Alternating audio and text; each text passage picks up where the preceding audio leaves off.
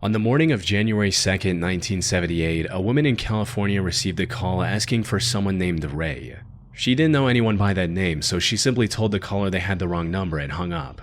Back then, callers had to manually enter each digit of the number they wanted to call in a rotary phone, and accidentally entering the wrong number was a common mistake. So she didn't think much of this and moved on with her day. However, things took a horrifying turn that evening when she received another call from the same person. And what she heard on the other end of this audio call was extremely disturbing. Hello? Hello?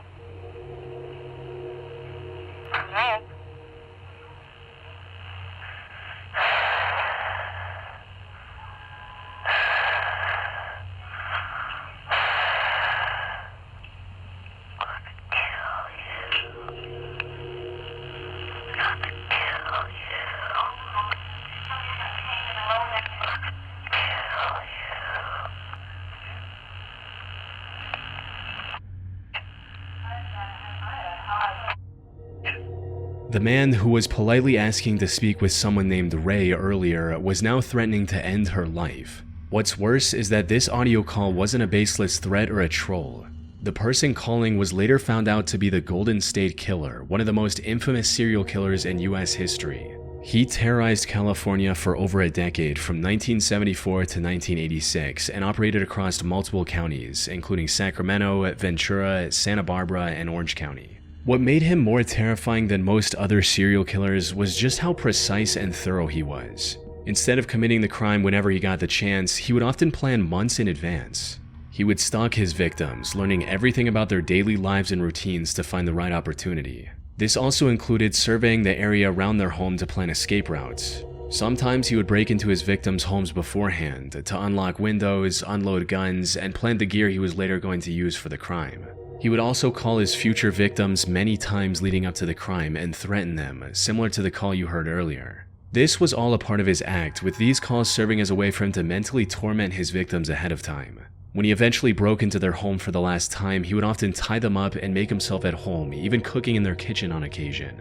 Put simply, he was extremely confident in his planning, and unfortunately it worked. By the end of 1986, he had broken into different homes over 120 times, and in more than 64 victims, 3 of which were children. However, despite the authorities having tons of evidence against him, like fingerprints, footprints, masks, multiple rings, and many different sketches from witnesses, nothing led to a name. He would even call and taunt the police and families of his victims, daring them to catch him. But despite all this, the case remained cold for over 40 years. That is, until the late 2010s, when a new kind of detective work changed everything. You see, investigators already had plenty of DNA evidence from the killer. However, his DNA didn't match the limited samples they had in their database. But in 2016, a very distant relative of the Golden State Killer took a DNA ancestry test through one of the companies like 23andMe.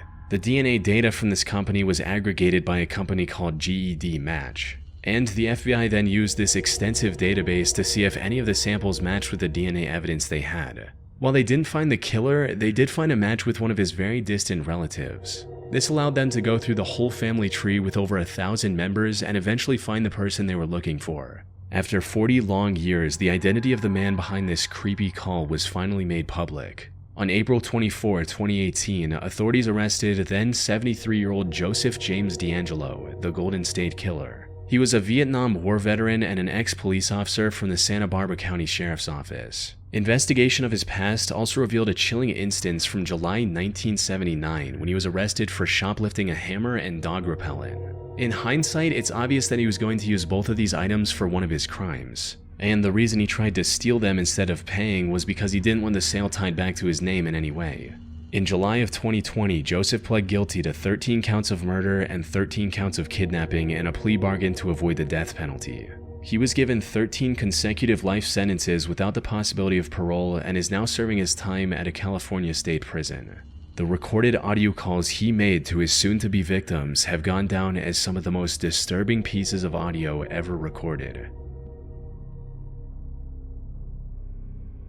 On the 1st of December 2017, Reddit user Drudagon17 made a Reddit post hoping to find an explanation for the terrifying screams he heard while on vacation. What's causing these screams? So I'm not really sure what this is. I've had a lot of people tell me different things, but no one really knows for sure. Maybe someone here could help me shed some light. Alongside this, he linked to a recording of what sounded like a person screaming at the top of their lungs.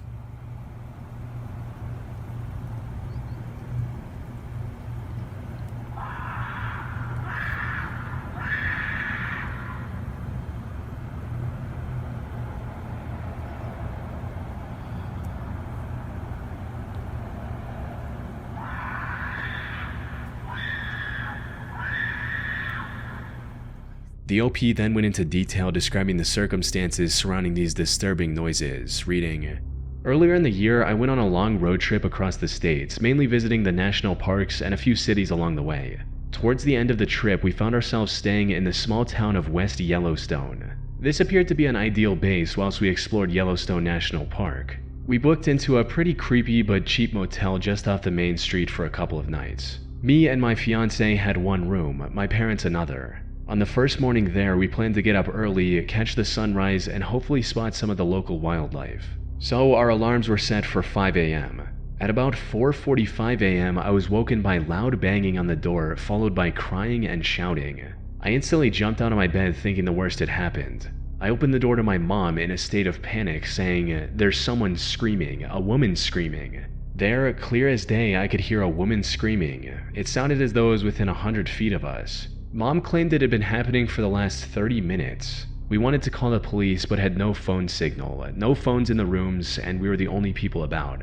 This on its own is pretty terrifying, but what made this encounter even more unnerving was what happened next, with the OP and his family having a very bizarre interaction with local law enforcement, stating, "Then, after I'd been hearing the scream for about half an hour, so roughly an hour since it started, a police officer seemed to appear out of nowhere. He started to ask questions about what we were doing and why we were up. We thought he'd come about the scream, so we quickly told him everything. He then heard the scream and sped off towards town. The screaming got less frequent and eventually stopped, so we decided to go about our day. We saw all the lovely sights of Yellowstone and even showed several park rangers the video to see if it's an animal. They all said they've not heard anything like it before. So when we got back into town that evening, we stopped into the sheriff's office to try and get some information. This was met with a lot of hostility from both the lady at reception, who eventually closed the shutter in our face, and the same officer we had seen that morning. They both said exactly the same thing. It almost sounded like a script. "Sorry ma'am, but that was an intoxicated woman yelling for her boyfriend." I don't quite understand how they can put that down to someone shouting at their boyfriend. I get people get really wasted, but not to the point where you just scream and never say any words. So, what was the source of the disturbing screaming Dredagon heard that night? The most prevalent theory I've come across is that these noises were coming from an animal, more specifically a mountain lion. This makes a lot of sense since mountain lions are native to the Yellowstone wilderness. More importantly, their screams are eerily similar to what the OP heard during his stay in that area.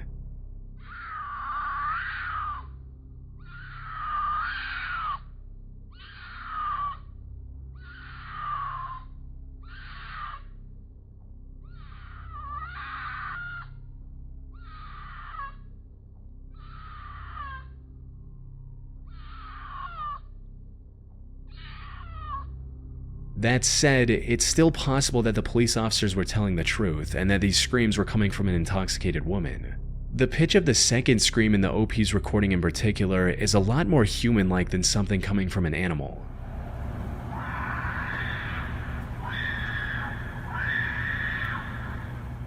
One person on YouTube even tried to explain this uncanny difference, stating that the first round of screaming sounds like it's coming from a mountain lion, and the second time sounds like a person screaming back at the animal.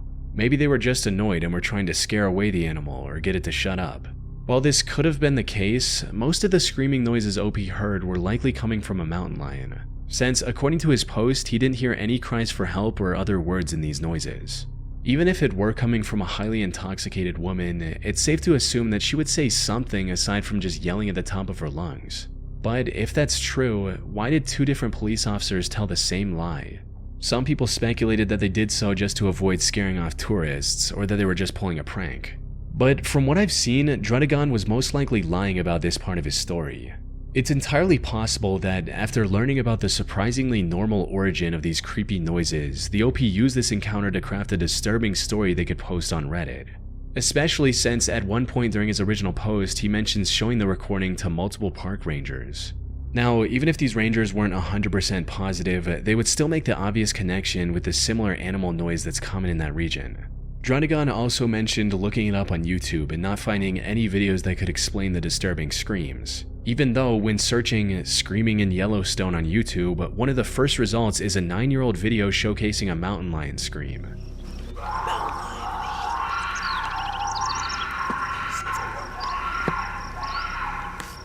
That being said, it's been over 7 years since the original post, and Draudigon hasn't posted any updates since. So, whether this was a mountain lion or something else more disturbing, we'll likely never know the truth with 100% certainty. In February 2016, the residents of Forest Grove, Oregon began hearing a strange, high-pitched noise in the area.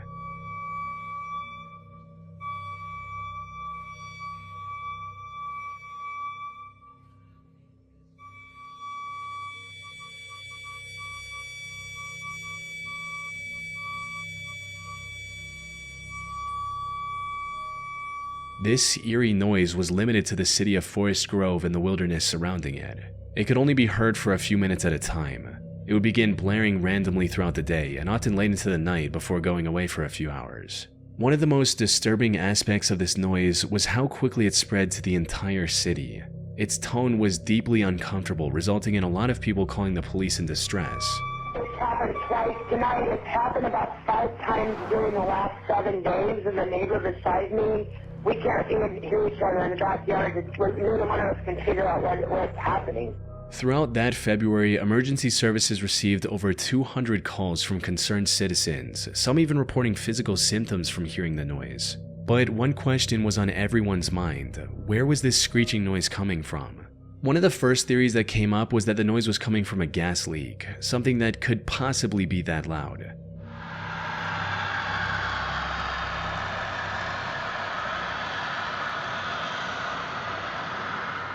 However, the Northwest Natural Gas Company quickly shut down this idea, stating that if there was a gas leak, they would have become aware of it already.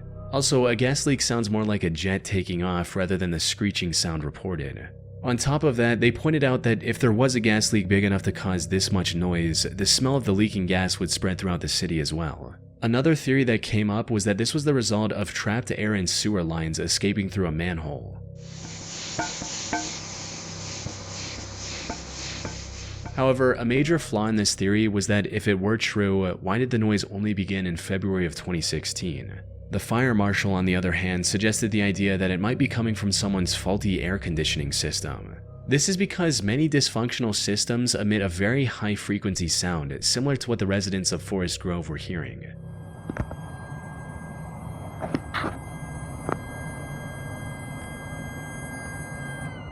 The truth is, this noise could have been coming from any number of sources, including construction equipment or a broken emergency siren. Unfortunately, the sound appeared to be coming from all directions, making it pretty much impossible to find its origin and verify any of these theories. While everyone was desperately trying to figure things out, the daily noise was becoming more and more unsettling with each passing day. But the eerie noise then suddenly disappeared just as quickly as it had begun.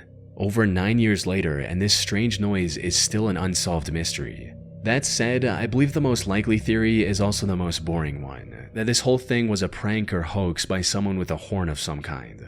You see, after getting overwhelmed by the number of calls from Forest Grove residents, the local police station began investigating the phenomenon more seriously.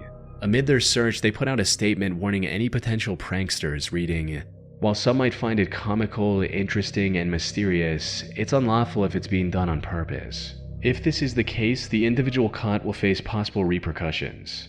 A couple days after this statement came out, the noise vanished and hasn't returned since. It's almost as if whoever was behind this realized that the prank was not worth the trouble and stopped. Of course, all this is just a theory on its own. But unless someone comes forward with a confession, I doubt we'll ever learn the truth about the origin of this disturbing noise. On March 2nd, 2013, an anonymous user made an entry on 4chan talking about a creepy radio hijacking they experienced as a kid. The post read, "A creepy, I think, audio file which I've always been curious about. Back in 1994/1995, when I recorded this off of the radio, I told myself I'd never make a copy of the tape, having freaked myself out. But it's been sitting in the back of a desk drawer and in the back of my mind for 16 years now, and now I'm just curious. The weird stuff starts about 16 seconds in. Around 1995, I was about 15. I used to stay up late in my room listening to the radio on a boombox with an integrated tape recorder. I'd dial through the stations, and when I heard something interesting, I'd hit record for a while and then move on. One night, I came across this. I don't think this was the beginning of the broadcast, but I caught a lot of it. Right at the end, an announcer says that the station I was tuned to was WKCR 89.9 New York. There are a bunch of names and dates in there, but I've never run into anything else like this.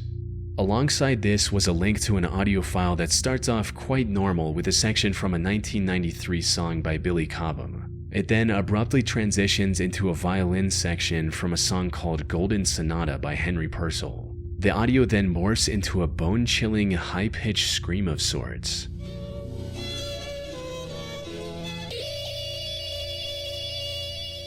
This alone is extremely creepy, but the audio doesn't stop there. Soon after this high-pitched scream, it morphs into the sound of a woman taking deep breaths.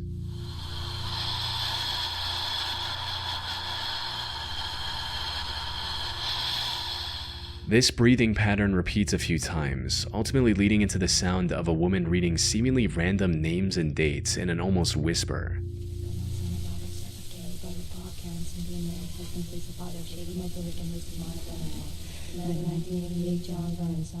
This voice keeps repeating the same 9 names and dates over and over again. A little investigation shows that the names and dates are taken from their obituaries. The 2 most notable names among these belong to Frank Oppenheimer, the brother of the creator of the atomic bomb, J. Robert Oppenheimer, and Barry Joseph Valentino Jr., one of the victims of the Pan Am Flight 103 bombing in 1988. However, from what I've seen, there's no correlation between any of the names besides the fact that they're all dead. After repeating these names for a few minutes, the broadcast goes back to normal with a seemingly routine call sign announcement. You're tuned to WKCR FM New York, 89.9 on your dial. Colombian music is running a little late. It will be starting in a few minutes. Now, when the anonymous user originally posted this on 4chan, it received mixed reactions. Some people were deeply creeped out by it, while others were skeptical and believed the OP made this whole thing up. So, what's the truth? Well, there's evidence supporting both sides of the argument. The thing is, after receiving a few requests, the OP posted the full audio clip on YouTube with a channel named Ravenmouth. Searching it on Google shows that the OP has a Reddit account by the same name. With this, we can see that a couple of weeks after his 4chan post, Ravenmouth posted the same radio hijacking story on the No Sleep subreddit, which is mainly about believable but not always true disturbing stories. Near the end of this post, Ravenmouth also added a new section that wasn't present in his 4chan post, reading, "Unfortunately, and for this I sincerely apologize, it never ever stops. I told you this was just something I'd found, and I swear to you that that's true. It really did happen that way. It's more than that though.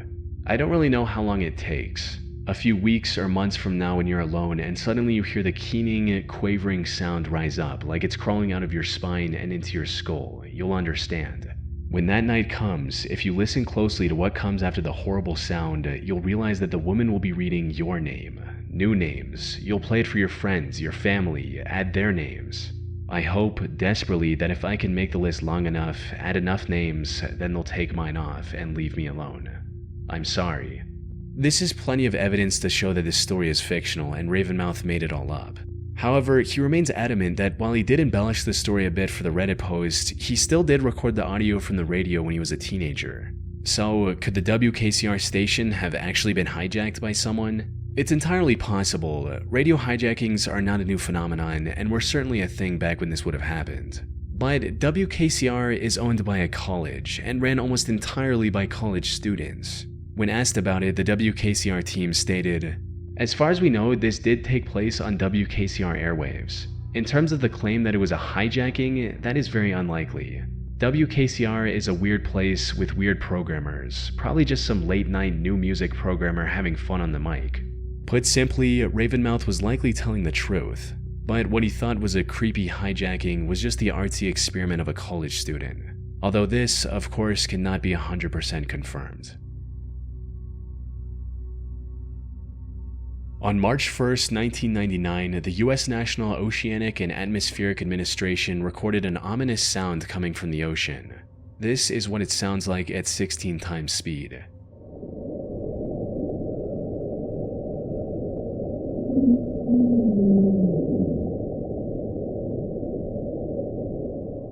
This sound, named Julia, lasted for a whole 2 minutes and 43 seconds and was powerful enough to be detected across the entire equatorial Pacific Ocean hydrophone network. Hydrophones, for those who don't know, are basically underwater microphones. They were originally installed to detect submarines during the Cold War and were later converted to be used for general ocean research. This network became popular in 1997 when it captured multiple strange sounds coming from within the ocean, including the now iconic bloop.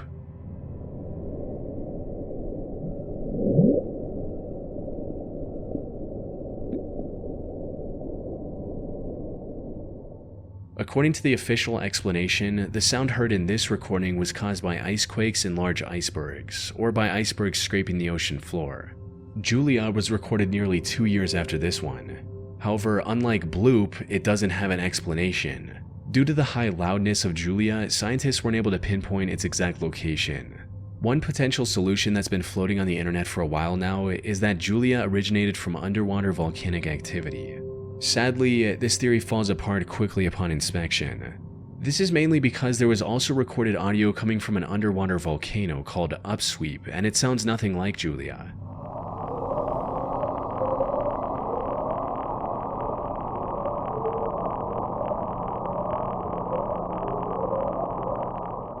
A somewhat more interesting theory that tries to explain Julia is that the sound originates from an unknown sea creature. And while this does sound like science fiction at best, it feels a lot more feasible when you consider the fact that we're yet to explore over 80% of the ocean in detail. However, the very idea of an ocean creature big enough to produce a sound audible from thousands of kilometers away is terrifying, and honestly quite out there. The sound dubbed Julia is one of many underwater sounds recorded that have yet to be identified.